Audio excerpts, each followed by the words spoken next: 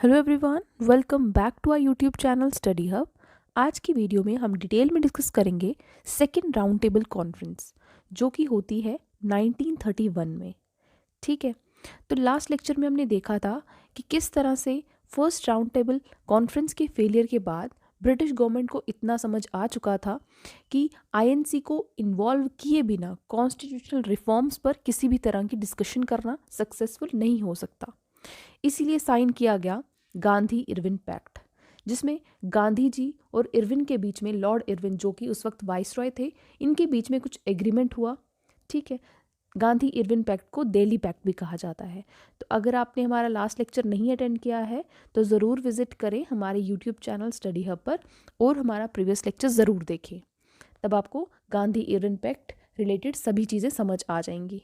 तो आज स्टार्ट करते हैं। सेकेंड राउंड टेबल कॉन्फ्रेंस थे। ठीक है, तो second round table conference start होती है सितंबर 1931 में और दिसंबर 1931 तक होती है। ठीक है, तो इस वक्त क्या था, फर्स्ट राउंड टेबल कॉन्फ्रेंस में जो वहाँ पे गवर्नमेंट थी, ब्रिटिश गवर्नमेंट जो थी वो लेबर पार्टी की थी। ठीक है, फर्स्ट राउंड टेबल कॉन्फ्रेंस में थी लेबर पार्टी से,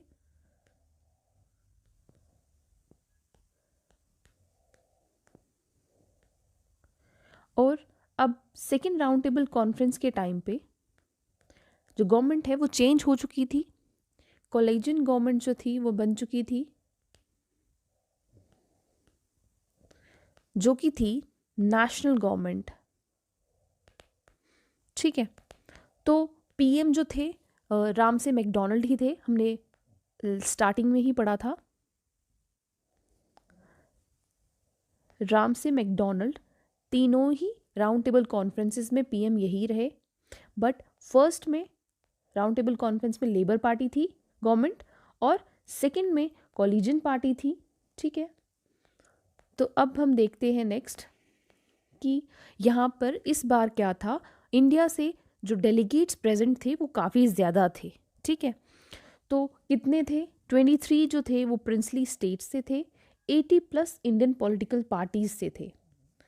अब हम देख लेते हैं, आईएनसी के गांधी जी थे, Sarojini Naidu only women present थी सेकेंड राउंड टेबल कॉन्फ्रेंस में।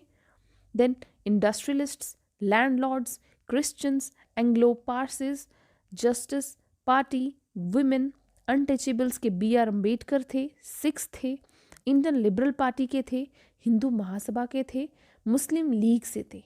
ठीक है, तो ये सभी जो थे वहाँ पे सेकेंड राउंड टेबल कॉन्फ्रेंस में प्रेजेंट थे। ठीक है, इसके बाद अब बात की जाए तो सभी जो भी वहाँ पे प्रेजेंट थे, जिस तरह से क्रिश्चियन थे, पारसीज थे और अनटचेबल्स थे, सभी सेपरेट इलेक्टोरेट की मांग कर रहे थे, डिमांड कर रहे थे। ठीक है, इस वक्त क्या होता है, BR अम्बेडकर जो थे वो भी सेपरेट इलेक्टोरेट की मांग कर रहे थे अनटचेबल्स के लिए।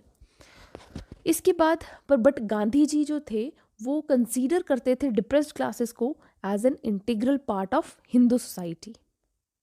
ठीक है, तो पीएम मैकडोनल्ड ने इस मिनॉरिटी रिप्रेजेंटेशन के इशू को रिजॉल्व करने के लिए एक मुस्लिम मेजॉरिटी प्रोविंस क्रिएट किया, north west frontier province and Sindh, ये क्रिएट किया गया।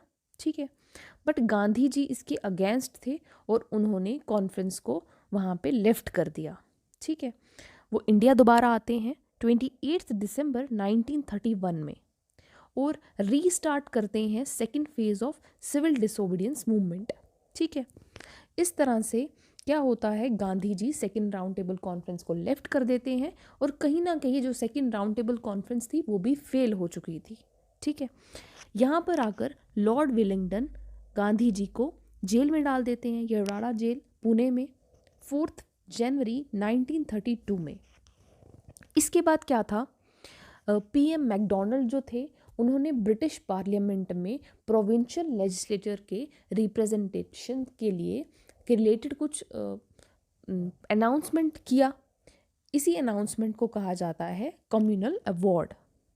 ठीक है, जो कि होती है 16 अगस्त 1932 में, representation of Indian minorities in provincial legislature. ठीक है, तो इसमें क्या था, 2 मेन प्रपोजल्स रखे गए। फर्स्ट क्या था कि प्रोविंशियल लेजिस्लेचर की सीट्स को डबल कर दिया जाएगा, पहला पॉइंट।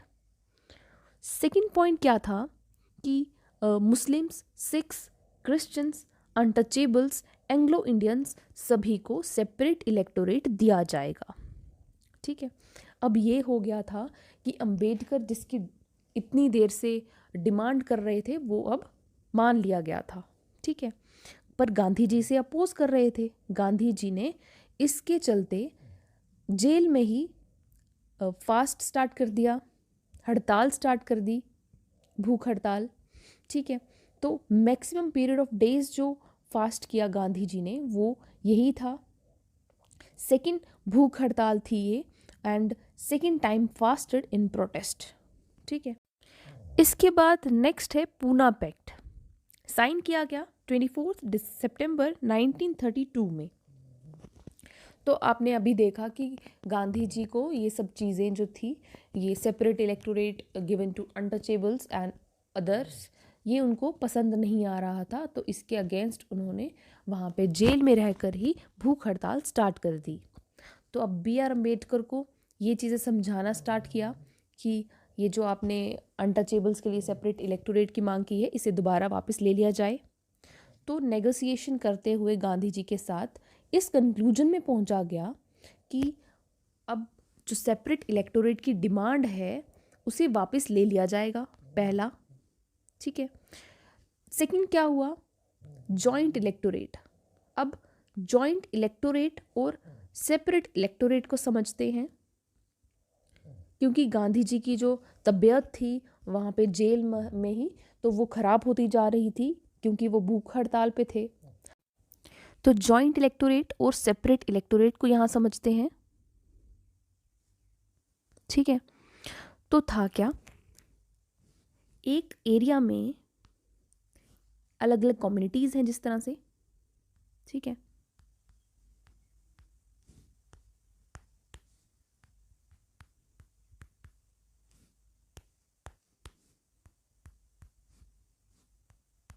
ठीक है, तो था क्या, जिस भी कम्युनिटी को सेपरेट इलेक्टोरेट दिया गया है उसी का रिप्रेजेंटेटिव खड़ा होगा, जिस तरह से ये है। ठीक है, और वोटिंग के लिए भी इन्हीं को राइट्स है कि यही वोटिंग कर सकते हैं, बाकी किसी भी कम्युनिटी को राइट्स नहीं है वहाँ पे वोटिंग करने के। तो ये आ गया separate electorate. Butt joint electorate क्या है, जॉइंट इलेक्टोरेट ये है जिस तरह से डिफरेंट कम्युनिटीज़ हैं एक एरिया में,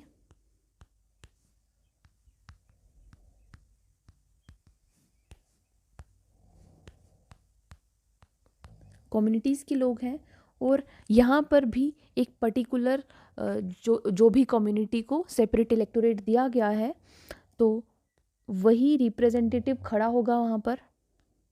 बट जो वोटिंग के राइट्स हैं वो बाकी सभी कम्युनिटीज़ को भी हैं। तो इस तरह से डिफरेंस आपको होप की समझ आ गया होगा कि सेपरेट इलेक्टोरेट और जॉइंट इलेक्टोरेट में क्या फ़र्क है। ठीक है, तो इस तरह से इन कंक्लूजन पे पहुंचा गया पूना पैक्ट के अंडर। ठीक है, इसके बाद ये साइन किसके बीच में हुआ, तो बड़ी बार ये क्वेश्चन जो है वो पूछा जाता है कि पूना पैक्ट किसके बीच में साइन हुआ था। अगर बात की जाए तो वहाँ पे गांधी जी जो थे वो जेल में थे, तो ये याद रखना इम्पॉर्टेंट है कि मदन मोहन मालवीय थे उनके बीच में, और बी आर अम्बेडकर, इन दोनों के बीच में पूना पैक्ट साइन होता है। ठीक है, बहुत बार ये गलत किया जाता है कि गांधी जी और बी आर अम्बेडकर के बीच में इस तरह से भी ऑप्शंस होते हैं, पर आपको याद रखना है कि मदन मोहन मालवीय MMM और बी आर अम्बेडकर के बीच में पूना पैक्ट साइन हुआ था। ठीक है, तो आज के लेक्चर को यहीं तक रखते हैं। नेक्स्ट लेक्चर में हम कवर करेंगे सेकंड राउंड टेबल कॉन्फ्रेंस। तो होप कि आपको हमारे वीडियोस लेक्चर्स पसंद आ रहे हैं। अगर आप एंजॉय कर रहे हैं तो लाइक शेयर सब्सक्राइब ज़रूर करें हमारे चैनल को। हम कोशिश कर रहे हैं कि आपको सभी चीज़ें अच्छे से समझ आ जाएं। तो नेक्स्ट लेक्चर में हम कवर करेंगे third round table conference. Till then bye bye, take care.